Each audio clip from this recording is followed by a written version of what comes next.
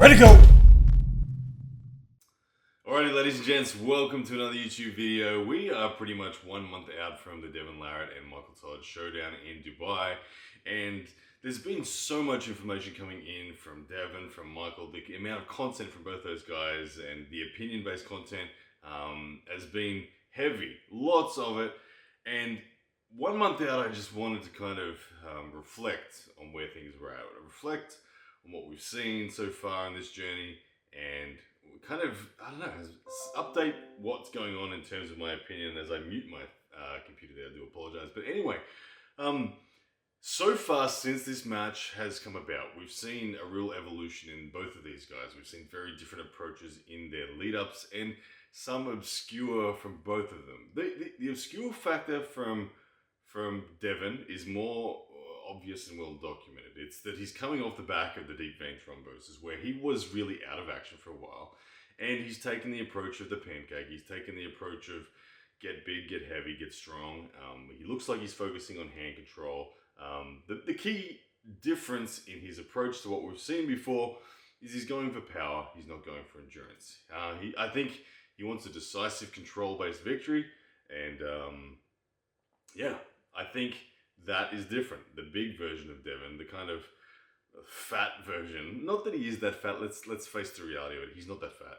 We saw him recently put out a video with him being 263 pounds. I think I saw. Interestingly, his head gains 2 inches since he hung out with Juji. I don't know. Like you said, is that Juji making an error or is that legit? Well, whatever the situation is, Devon's big. Yeah, he's a big. The biggest version of himself in some respects. Whether it's his head, whether it's his fat percentage, whether it's his pancake and sugar-based approach.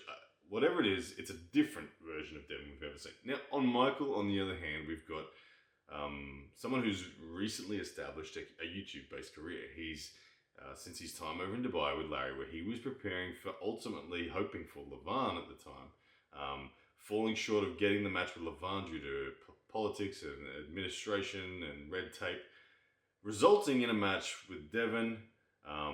The YouTube-based career for Michael has seen him probably work harder, probably spend more energy than he's ever spent before. Michael needs to be careful, in my opinion. Michael, I feel, has been working maybe too hard. And I say this coming from the perspective of knowing what it's like to work too hard. I believe I've been working too hard in the last few months. And Michael is doing a very similar thing to me right now. He's training a lot.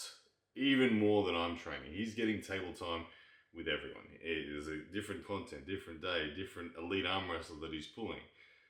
Whether it's Todd Hutchins or Corey or Derek Smith or Paul Lynn. It just seems like there's this constant flow of people he's been arm wrestling. And then there is the fact that he's working really hard on YouTube. Now, I know what it's like to work really hard on YouTube. Like I said, in the recent months, I feel like I've actually burned myself out a bit. And I've actually felt it on the table. I've actually felt it on the table to where I'm not recovering as well as I need to be. And I've actually felt the need to put the brakes on so that I can get back on top of my shoulders. Are more sore than they've ever been right now. My elbow is sore, and it's not more sore than it's ever been, but it's sore and it's not coming back to not being sore. It's just staying sore, which is different. And if I look at what I've been doing in the recent times, it has been that I've been working incredibly hard on YouTube. I've been sleeping a lot less, and I've been just burning the candle at both ends. Now, I see very common ground with Michael in that I believe he and Rebecca working really hard. I'm buddies with both those guys, and I do get the chance to talk to them pretty much every couple of days. I'm on the phone with those guys, and they're working hard. Let me just say they're working hard. And so my thoughts, my worries, my concerns for Michael is that he's worked really hard, and if he's experiencing anything similar to what I am, I don't actually think Michael's at his best. Now, I hope I'm wrong. I really hope I'm wrong. Because Devon, it's really interesting because we've got Devon coming from a place where he wasn't at his best, but I think he's had a really good preparation. And then we've got Michael coming from a place where he was his best, but because he's worked so hard, I suspect he's dropped a little.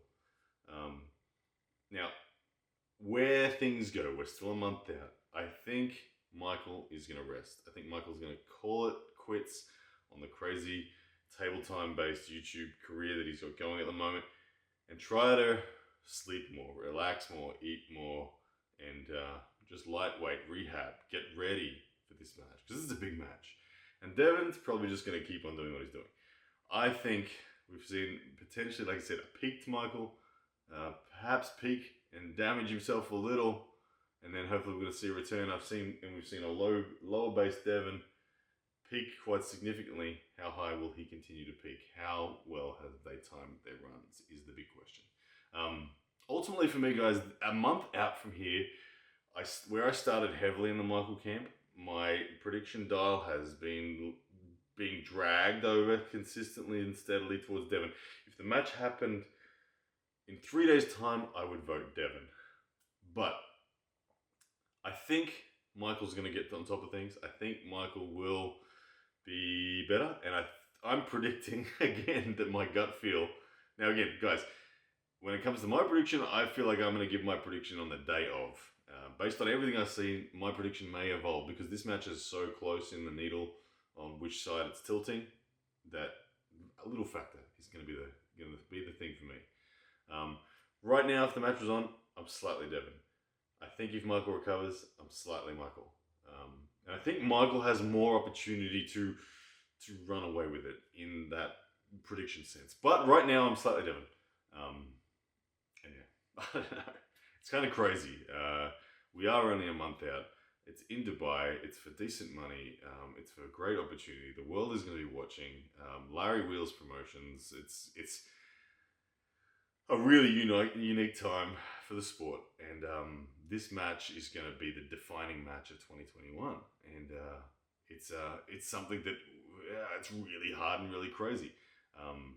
The psychology side of it is another really interesting one. Devon's a real, let's face it, Devon's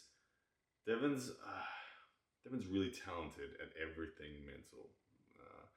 And I think what makes Devon talented is that he's a duck.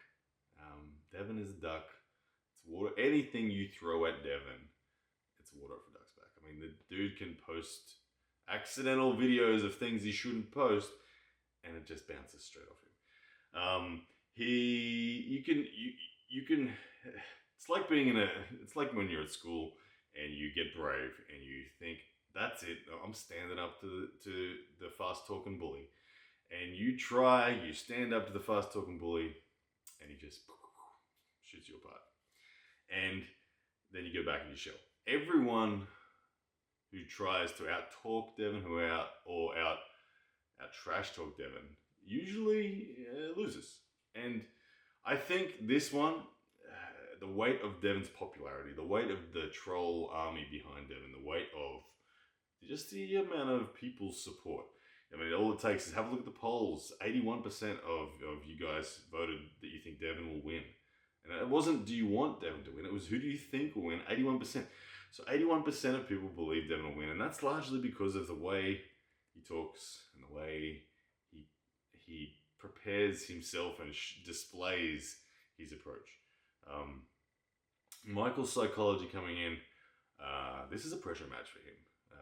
I actually believe that a match for Michael v Devon is a more complex match for Michael than Michael v Levan.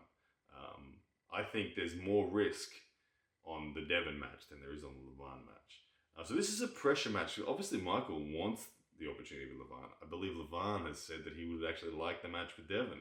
Like the match with Michael. And this is a pressure match because we don't want to. The world doesn't want to see Devon v Levan. I believe Devon's got the wrong style for Levan. I think Levan would just crush Devon. But Michael has a style that could be problematic for Levan. So this is a pressure match for Michael because if he loses to Devon, some parts of the world will say, hey, well, there's no point. If you can't beat Devon, you certainly can't beat Levan. But we want to see the Levan match. It's in the future somewhere. It'll happen.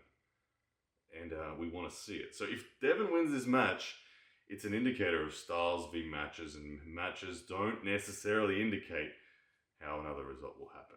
So this is a pressure match for Michael.